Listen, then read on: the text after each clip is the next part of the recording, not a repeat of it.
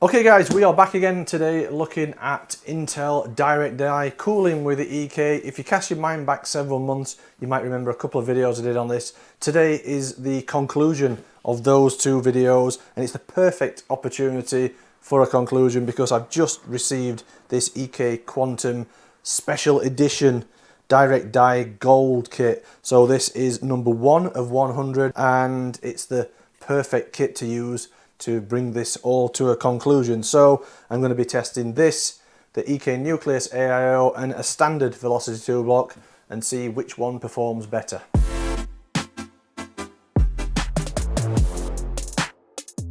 If you remember a couple of videos I did on this previously, I did some initial testing on the 12900K and then tested out a couple of EK's prototype versions of this Velocity² direct die block. Originally I was working with the 12900K, we now know that this works with 13th gen as well, so today I'm going to be testing it with the 13900KS, so the top of the range Intel CPU, and we'll find out just how good this is at cooling the CPU with the direct die kit. But I've not actually seen what's inside this box yet. This arrived a couple of days ago. It's been sat on my desk staring at me since then, so I thought I'd leave it for today to have a look with you guys, see exactly what's in this special edition kit. So here we go. It's quite a tight lid to get off to begin with. It's a really nice looking box, and on the front of the box you can see it's an EK x DeBauer logo on there. Reason for that is EK collaborated with DeBauer on this direct die kit. A lot of work was put in between EK and DeBauer in the development and testing of it. We did a lot of testing and feedback to EK, but DeBauer was drafted in and collaborated with EK on the actual design of the product and of the Delid tool and the contact frame as well, because this also uses a contact frame and we get rid of the stock Intel latch system. So inside the box we also got a little note saying thank you to KitGuru, signed by EK, and there is obviously a direct die block and it's a special edition gold block. I'm going to do a quick peel and you can see underneath that is the gold direct die block, and it's got that wafer design. I saw this wafer design on one of the prototypes. It was just an acrylic one, but this is the first time I've seen this gold block and it looks absolutely spectacular. You can see on the side there it says direct die gold 1 of 100. So that's our special edition block. Also in the kit is the EK Delid tool. This I've been waiting for a long time as well. I originally delidded the 12900K using a Rocket Cool Delid tool. I think it's been found that some Delid tools are not 100% reliable when delidding 12th gen CPUs. This is supposed to be 100% reliable, and again you can see EK x DeBauer. Legendary overclocker DeBauer has had some input on the design and the manufacture of the Delid tool as well, so we expect all these things to be of really high quality and hopefully work as well as we'd hoped. So I'll just take out the rest of the foam out here, see if there's anything else in the box, and there is. So underneath you can see there's some thermal grizzly conductor note.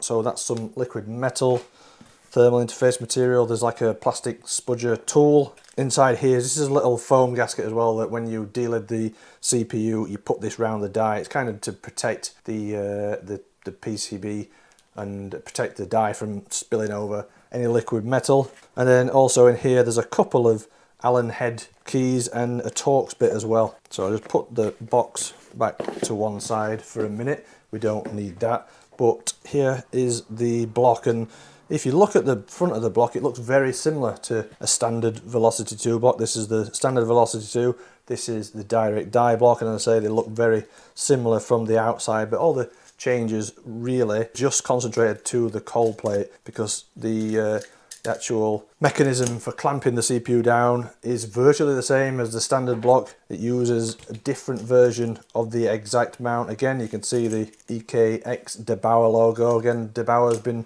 involved in all the development of this. And you can see underneath is where the changes are. So just remove the exact mount from the standard block.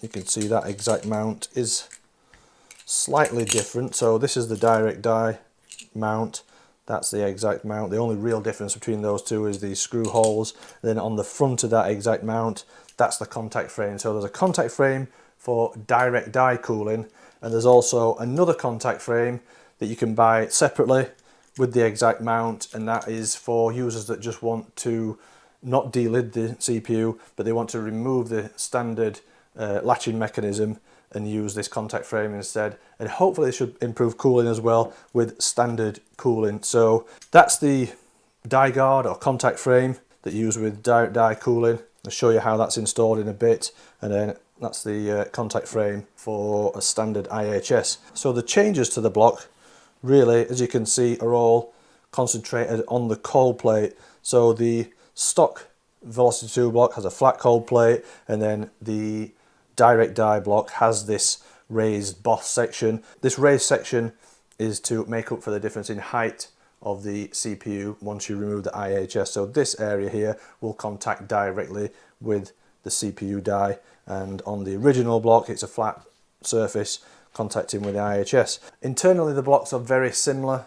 The only real difference is how the fins are machined out of the copper cold plate. They're actually machined deeper so that they are closer to the surface of the cold plate. So these are available to purchase now. I've noticed that in the EK store they go out of stock very quickly, but as an alternative, if you've already got a Velocity² block and you want to upgrade to direct die, you don't have to buy the full kit. You can just buy what EK is calling an upgrade kit, and I think that includes the direct die cold plate and the direct die mount, so the contact frame and the exact mount. So that is pretty much all we've got to say about this. We have looked at this block before in the previous videos.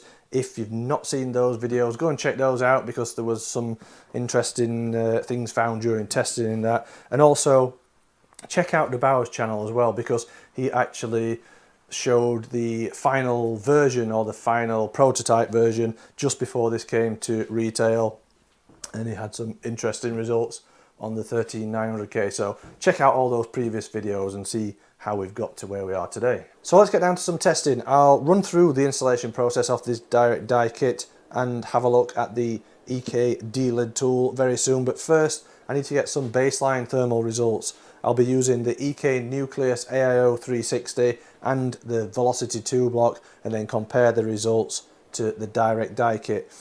You know we're using the Intel Core i9 13900KS CPU now. I've fixed the frequency of that to 5.7 GHz on the P cores and 4.5 GHz on the E cores. V core voltage is at 1.3 volts, and I've disabled all the Intel Velocity boost features and any power saving in the BIOS. Also the fans, you'll notice I've got the Noctua A12 X25 fans bolted to the EK Nucleus radiator at the moment. I'll be using those fans on another EK 360 radiator with the standard Velocity² block and the direct die kit to try and keep this as fair as possible. The rest of the test system hardware is made up of a Gigabyte Z790 Aorus Master motherboard, 32 GB of Corsair Dominator Platinum RGB DDR5 6000. For graphics, it's a Zotac RTX 4070 Ti AMP Extreme Gaming. That is just literally to get a display on screen. We're not going to be doing any graphics stress testing. The iGPU on the 13900KS has been disabled, and then the power supply for the system is a Seasonic Prime TX1000, so a 80 plus titanium rated 1 kilowatt unit. So you can see we're running Cinebench R23 stress test, and it's the simultaneous looped stress test for 30 minutes. Currently you can see CPU package power with the frequency at 5.7 and 4.5 is around about 340 watts, which is a lot of heat concentrated into such a small area. This has been running for about 20 minutes now. CPU temperature seems to have leveled out around 90 to 91 degrees C. I'll leave that running for the full 30 minutes, and then we'll come back, switch over to the Velocity² block, and then see how that's looking. So finished with the Nucleus AIO. Now I've got the standard Velocity² block installed, hooked up to an EK Quantum Kinetic D5 pump res combo and an EK Coolstream PE360 radiator, still using the Noctua fans, they're set to maximum RPM. CPU frequency, voltages are all the same as they were before. We've been running for a similar amount of time, and you can see that there isn't much improvement. In fact, there's no improvement with the Velocity² block.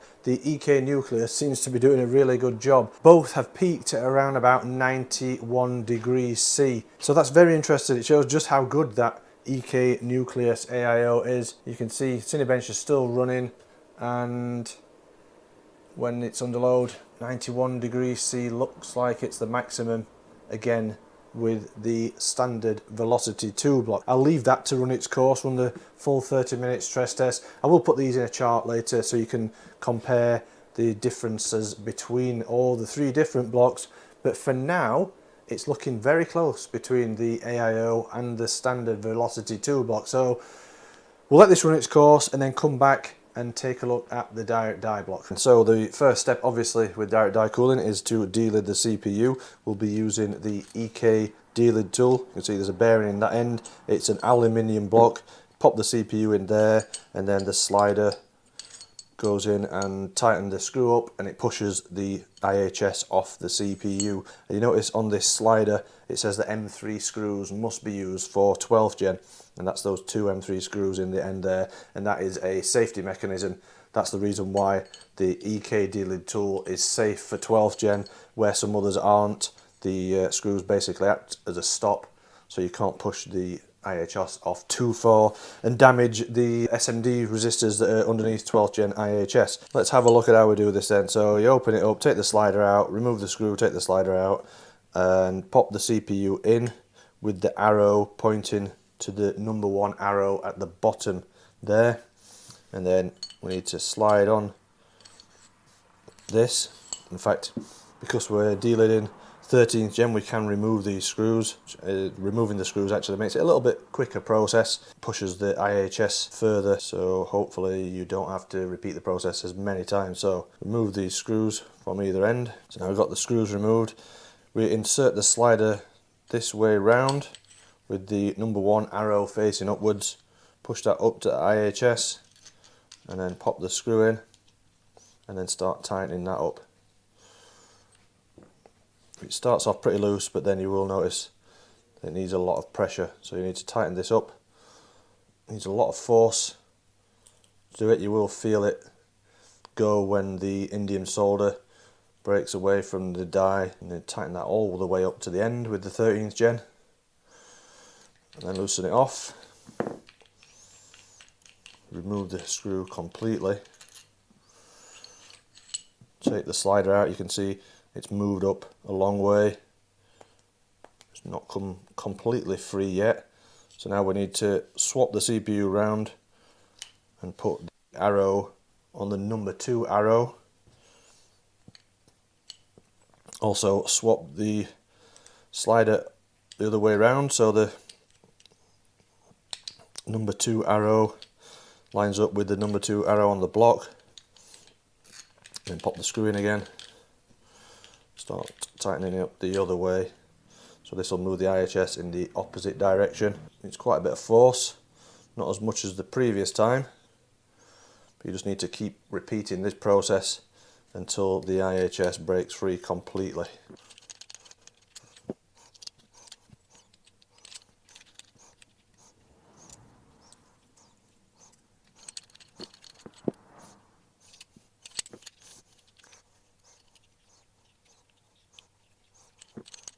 So I had a little problem with the EK Delid tool.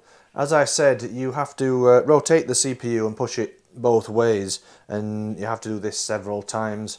In the EK manual for the Delid tool, it says usually 3 to 5 repetitions are needed to break the IHS free from the CPU. I got to about 10 repetitions and it was still pretty well stuck on there, and then on the final time it actually stripped the thread on this aluminium part here, so you can see some of the threads are still stuck on the screw. So I'm not sure whether that's a durability issue with the tool or whether the 13900KS is any way different to the other 12th and 13th gen CPUs with the indium solder. or how it's applied or something, but whatever. I had to revert back to the Rocket Cool Delid tool, so I think it's broke free now, so let's just take the screws out.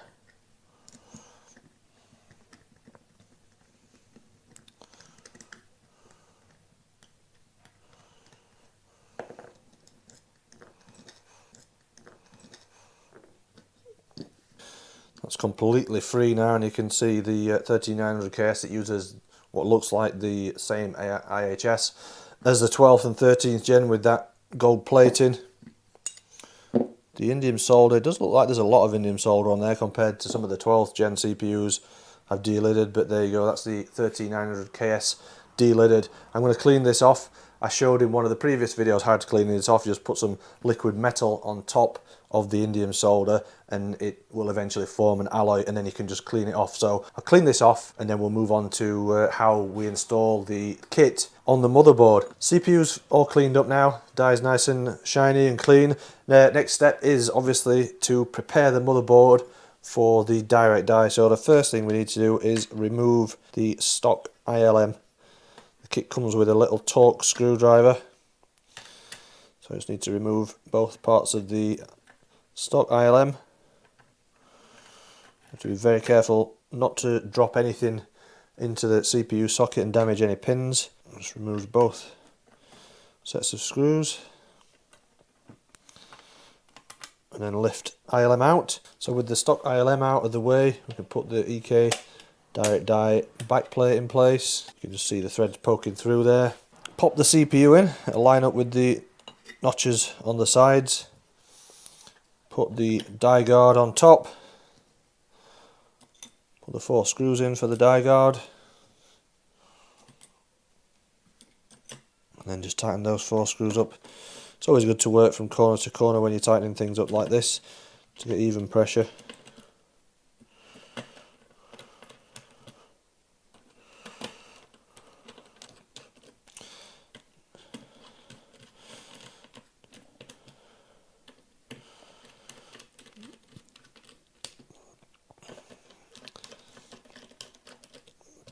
You don't need a lot of torque on those.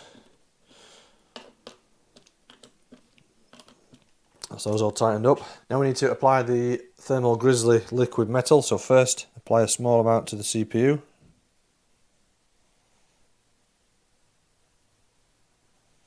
And then use the Q-tips that come provided to spread it evenly across the die.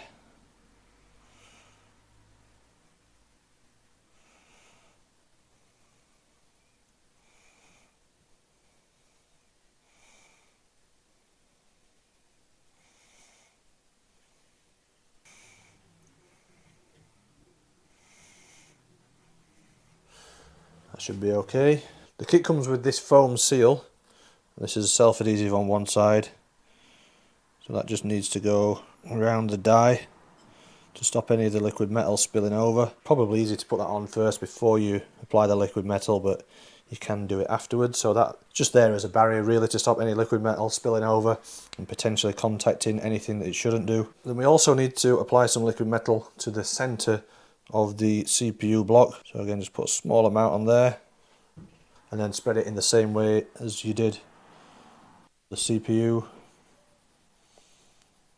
I'll spread that, just a nice thin coating on that. So now put the block in position, line it up with the back plate holes. It's really important that you tighten this up evenly, so just start off by doing small turns with fingers, again working from corner to corner, so go 1, 2, 3, 4. Just do small turns to begin with, and then once you have all 4 corners attached, and start using the screwdriver and just do it 1 turn at a time and get it to be as evenly spread as possible. So just take it really steady. I think EK does specify a tightening torque, so if you have a torque screwdriver you can set it to the specified torque. I think it's 0.6 Newton meters, but I don't have a torque screwdriver, so I'm doing it by my own feel. I'll just keep going really half a turn at a time until it's up to the correct pressure.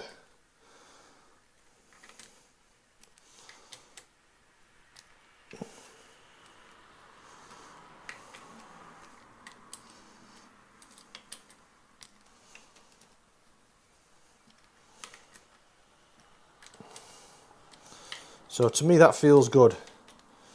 Enough pressure, just a couple of fingers on the screwdriver, and I think that should be the right amount of pressure. They all seem to be tightened up evenly.